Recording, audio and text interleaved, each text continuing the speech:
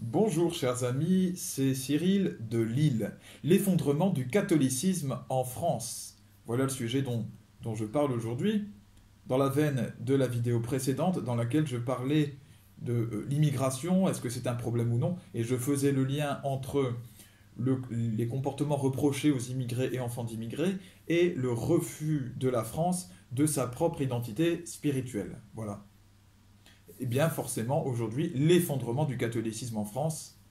Voilà ce dont je parle. Les chiffres nous montrent qu'il y a un effondrement sans précédent énorme du catholicisme, ce qui est à peu près 1,5, moins de 2%, 1,5, entre 1,5 et 2% de catholiques pratiquants en France. Il y a le démontage des statues de la Vierge Marie, des statues de Saint-Michel, euh, les calvaires, les croix du Christ qui sont retirées. On est en train même de parler dans certains endroits de débaptiser certains villages qui portent des noms catholiques, comme Saint quelque chose. Donc évidemment, alors si l'on commence à tous les faire, il ne va plus rester grand-chose, hein. Saint-Jean-de-Luz, la baie du Mont-Saint-Michel, Saint-Martin, etc. Noël qui est abandonné, ou transformé. Nous avons un Noël Walk à Nantes pour cette année. J'ai enregistré une vidéo sur le sujet aussi. La crise des vocations, c'est aussi une crise interne à l'Église, hein. Donc, crise des vocations, c'est-à-dire moins de prêtres. C'est très difficile de trouver des prêtres, de moins en moins.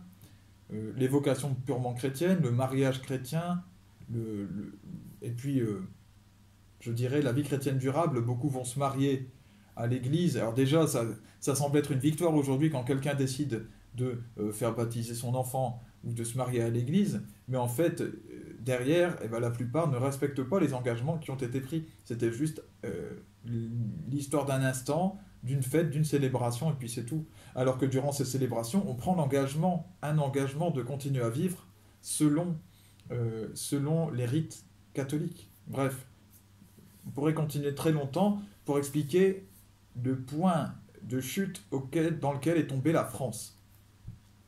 Alors est-ce que c'est la fin de l'Église? Voilà voilà l'histoire. Ça y ressemble beaucoup, il faut le dire. Alors, je peux parler de la prédiction de Marthe Robin.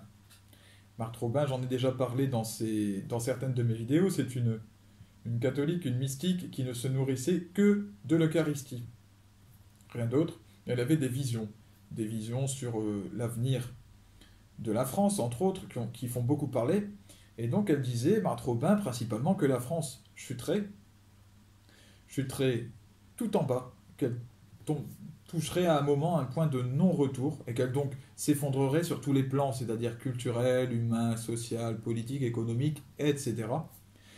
Et que ce n'est qu'une fois qu'elle aurait touché ce fond du fond, sans possibilité de secours humain, qu'elle reviendrait, qu'elle remonterait plus haut qu'elle ne l'a jamais été.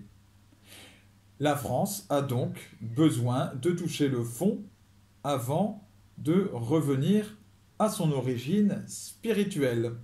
Voilà la conclusion que j'en tire, car je crois à ces prédictions de Marthe Robin, et je crois aussi pour ma part qu'elles ont déjà bien commencé, puisqu'elle disait par exemple que toutes les autres nations se moqueront de la France, que la France deviendra méprisable. Nous y sommes déjà depuis quelques années, et ça continue.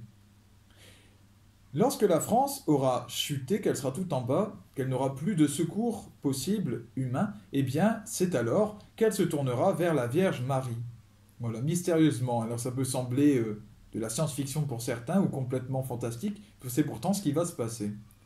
Et une fois qu'elle aura fait cela, elle remontera immédiatement et alors elle assumera son identité spirituelle. Alors elle enverra des missionnaires et elle deviendra, à travers le monde entier d'ailleurs, et elle redeviendra plus que jamais la fille aînée de l'Église. Alors, n'ayons pas peur, et là je parle à mes frères chrétiens qui commencent à sentir un effondrement, qui commencent à sentir, je dirais, une chute personnelle, qui n'y croient plus. Continuons notre route, continuons de prier et d'annoncer Jésus-Christ autour de nous, de vivre de lui, car, je vais vous donner une image très simple, nous arrivons en hiver. Et l'hiver, que se passe-t-il?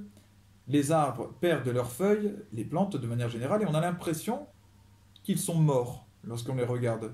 Vraiment que c'est la fin de tout. Et en fait, au printemps suivant, eh bien, ils renaissent. Et on a l'impression de les voir plus jeunes que jamais. Voilà. Mystérieusement. Pourtant, 3 mois avant, on était persuadé qu'ils étaient morts. Ben voilà. Ben, 3 ou 4 mois avant.